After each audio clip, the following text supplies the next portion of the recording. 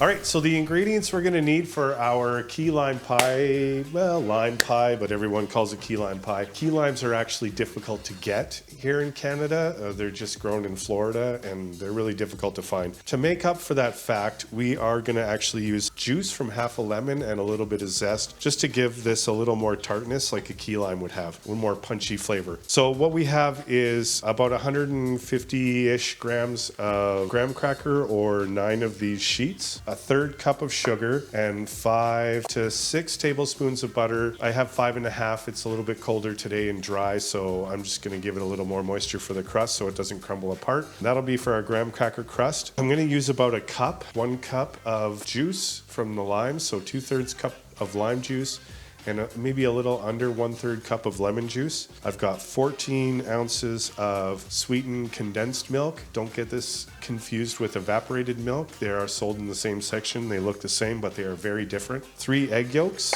and that'll be for the pie filling. And then I'm gonna do whipped cream. So I have a cup of whipped cream, 2 tablespoons of confectioner's sugar, and then I have a lime set aside. It was the nicest looking one from the bag that I bought, that I'm gonna slice up to use for garnish. That's the entirety of the ingredients. It's pretty easy. Honestly, if you make this, it's gonna be a lot better than what you buy at the store because it's gonna be fresh and the crust won't be all soggy and gross. So I suggest making this. It's easy. So the first thing that you're gonna wanna do is get your crust started because you do have to bake that in the oven for about 10 minutes, 8 to 10 minutes, and then cool it down while you're doing everything else. And then we're gonna put the filling in and we're gonna bake it again in the oven. So definitely gotta start with the crust. So if you come over here to my food processor, this is the easiest way to make your crust is just to put your graham crackers, you can break them up if you want, into your food processor and just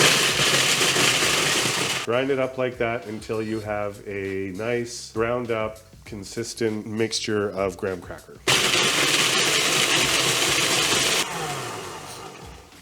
By the way, folks, I just want to say this food processor I've had for about 1,000,000 years. When you're making food at home, you don't necessarily have to have like the top of the line everything just to make some food. You really don't. Your grandparents' cast iron pan that's like 150 years old is going to be way better than anything you bought yesterday. Just saying. So we have our graham cracker crust all ground up. You could add the butter and the sugar and mix it in there, but I'm just gonna do it in a bowl. It's just the way I prefer to do it. So we got our graham crackers. I'm just gonna add our sugar and our butter. I'm gonna move this aside for now. You should always try to use a spatula when you're baking. If you've measured out your ingredients, just so you can be as precise as possible. It does make a difference in baking. Also, on top of that, I've come to realize over the years that if you have a recipe that calls for a certain weight instead of a measurement, I would definitely get a scale and go by the weight. It's gonna work out so much better. And even if you can find a recipe that uses weight instead of measurements, trust me, it's gonna work out way better for you. Okay, we're just combining the ingredients until it's all combined very well. There's no clumps or nothing in here. Just gonna pour it into our dish. Save this to mix our filling into. No point in dirtying up more dishes than you need to. This is where you're just gonna wanna get your hands in there. Make sure it's nice and even. You can use your little measuring cup here. Kind of just push it down on the bottom. It's just going to make sure it's nice and evenly compacted. Now I'm just going to go around the bowl and I'm just going to use my 2 fingers to kind of push it and make this nice little ridge all the way around. It'll look better and it'll hold your liquids better, and hopefully when you bake it and you finish baking the filling in with it, it's just going to hold together better, so when you cut a slice out, it won't just crumble everywhere. I know this is going to take a little extra time for you to get this crust done, but it's going to look a lot better. And honestly, it's going to make it taste better when it looks better. Trust me, it's a thing. So we got our pie crust. It looks pretty good to me. I'm sure there are a lot of you OCD people that have noticed that some parts are a little bit thinner than others, but we're going to go with it. So we're going to put this in the oven for about 8 to 10 minutes. It really all depends. I mean, your elevation can have an impact on things cooking in the oven, so keep that in mind. We're just going to bake our pie crust in there for about, I'm just going to set a timer for 9 minutes, 350 degrees. In the meantime, we'll start getting our limes ready. So we're going to start zesting all of our limes. Now you definitely want to make sure you wash all of your fruit if you're going to be using the outside of it, like if it's not going to be peeled or segmented or whatever. If you're going to be using the zest, you definitely want to make sure you're washing that stuff. And that's basically all you have to do. Okay, so we got to zest all these limes. We're only going to actually use maybe up to 2 tablespoons of zest, depending on how much zest you want in your pie. You can adjust to your taste. Unlike a cheese where I would grate like this, I'm going to grate with the zester on top. It allows me to see where I'm zesting on the skin. So if there's like a part of the lime maybe like here where I don't want to zest that, you know, I'm not going to. I can see where I'm zesting. I can also see when I get down to the white part, and it's just going to allow you to do a better job of zesting. So I'm going to just zest all of these limes like this, get it all in my container here, then we can start juicing the limes. So I'll see you in a few minutes. This is going to take me a little bit. A few minutes later. So as you can see, I'm just in the middle of zesting the limes. The timer went off, so the crust is done. Just going to pull that out of the oven. Just going to put that on a wire rack here so it can cool down while we finish getting the rest of the ingredients ready to put in the pie. So I'm just going to get the zest from about half this lemon, just to add a little bit in there, not a ton. Still going to be mostly lime.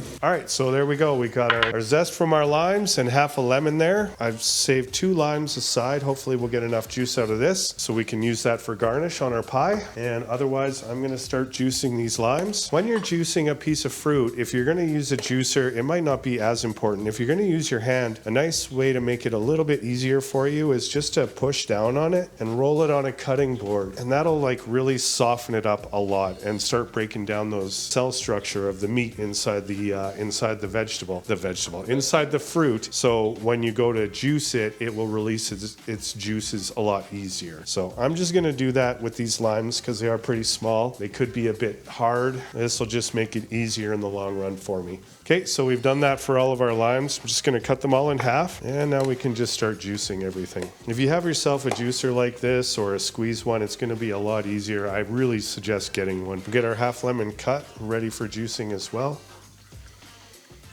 Juice our lemon.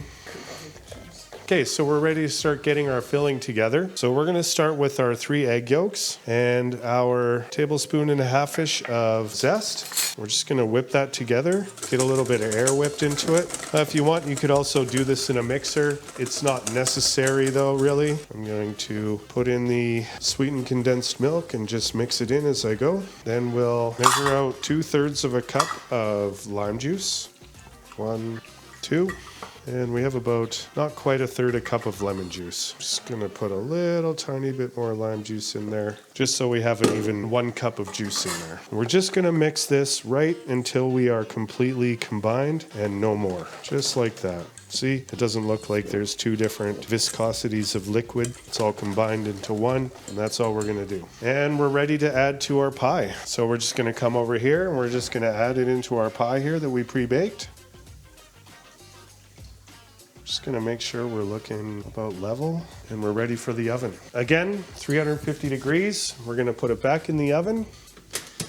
Now, you could do, it's going to be about 10 to 12 minutes, I'd say. I don't know if I'd go over 12. I've seen some recipes do 15, but I think that's just a little too much. We're going to put it on 10, and we're just going to check it. What we're looking for when you check to see if it's done is that just the middle is just a little bit jiggly, and the rest of it isn't. If you find you've achieved that, then you're perfect. Okay, so while our pie is baking in the oven, we're just going to make up some whipped cream. This is really also very easy, and it's going to be a lot better than any of the Cool Whip whipping cream that you can buy in the store. If you just make it, trust me, it's going to be so much better. We have 1 cup of whipping cream or heavy cream. We're just going to get that in our mixer here. We're just going to add 2 tablespoons of confectioner's sugar to that. Start on a bit lower of a speed just so you don't throw liquid all over the place and up out of the mixer. And I'm just going to add a touch of vanilla to that. Not very much, maybe 1/2 teaspoon. Now, if you wanted, we have a little bit of leftover zest. You could add some zest to your whipping cream. I would suggest doing it after, just to give it also the look of the lime zest in there, and add a bit of flavor to the whipped cream as well. So that's going to take a few minutes. We'll see you in a bit. We'll see you in a bit. don't put that in. So our whipping cream is getting there. It's not quite done, but if you notice, you can see around the edges, it's still a little bit liquidy. So at some point in time in mixing it, you're definitely going to want to just get in there with a spatula and just go around the edge like this and just get it in there so you can make sure that everything gets incorporated the same. Okay, our whipped cream is finished, and also the pie, you can hear the timer is going off. I'm just going to turn that off and we're going to check the pie. It's looking fantastic. I'm just going to shake it.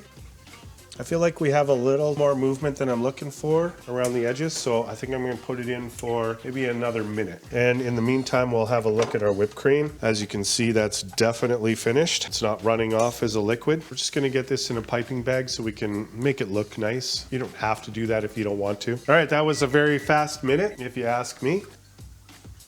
I'm feeling okay with that. We're just gonna pull that out. We're just gonna stick it on a wire rack again so it can cool down evenly, including the bottom. Now we're gonna cool that probably for a good 15-20 minutes outside of the fridge, and then we're gonna put it in the fridge, and you wanna cool it for minimum 1 hour, but up to 3 hours would be better. And the reason you let it cool before that, obviously, is so you don't make your inside of your fridge real hot and all your food spoil. So somehow get your whipping cream into this tiny little bag. We've got our piping bag filled with our whipped cream. We've got some leftover zest that we can use to garnish the top of the pie. We got our pie cooling on the wire rack, so I'm just going to get some slices of limes ready for the garnish as well. I'm looking for very thin little slices like this. You can just make a slice in the middle like that, and then that's going to allow you to just twist it like that and put it on stuff. You'll see how that's going to look and how that's going to come together at the end. Now, naturally, you would definitely wait until you're ready to serve the pie before you start cutting your limes. Otherwise, they're going to dry out and they're going to start looking bad. But through the magic of television and my elastic waistband, we have another pie in the fridge cooled. It's already cooled down that we're going to pull out and plate up when this one goes in. This one's cooled down enough that I can touch it, so I think it's probably okay to go into the fridge. So we're just going to get that in. And here we are. We have our cooled down pie that we made slightly earlier.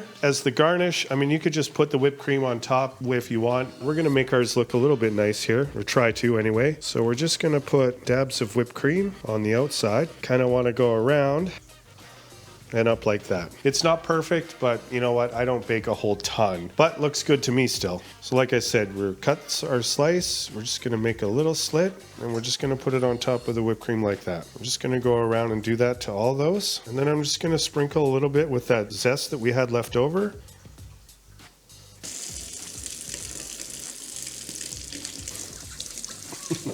There you go, folks. This is our version of key lime pie, obviously without key limes, but with just a touch of lemon juice in there to give it a little extra punch to make up for the fact that we can't get key limes here. Really easy to make, absolutely looks stunning when you do it, and with very little effort. Let's dig in. Hey there, folks. Today I'm going to be trying the key lime pie that my father just made. Not actual key lime pie, but you know what I mean. So yeah, let's dig right into it, I think is what he said. Something like that. Something lame like that. Just gonna take off a little bit, grab some whipped cream with it.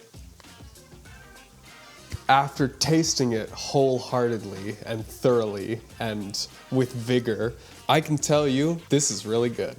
It's very citrusy, as you could probably expect from a key lime pie being filled with limes. And yeah, the little bit of lemon definitely adds a little bit more of a tart sting to it, which is really nice. The whipped cream adds a really nice note because it's very light, which kind of contrasts a little bit with the filling, because the filling's very it doesn't have a lot of air in it. It's very dense. And the graham cracker crust is really nice because it adds a nice crunch and a sweetness to it. Overall, it's a great dessert. I would totally recommend this, and it's super easy. I'd say probably 9 out of 10. I like limes a lot. I like them more than lemons, so yeah, it's a great dish.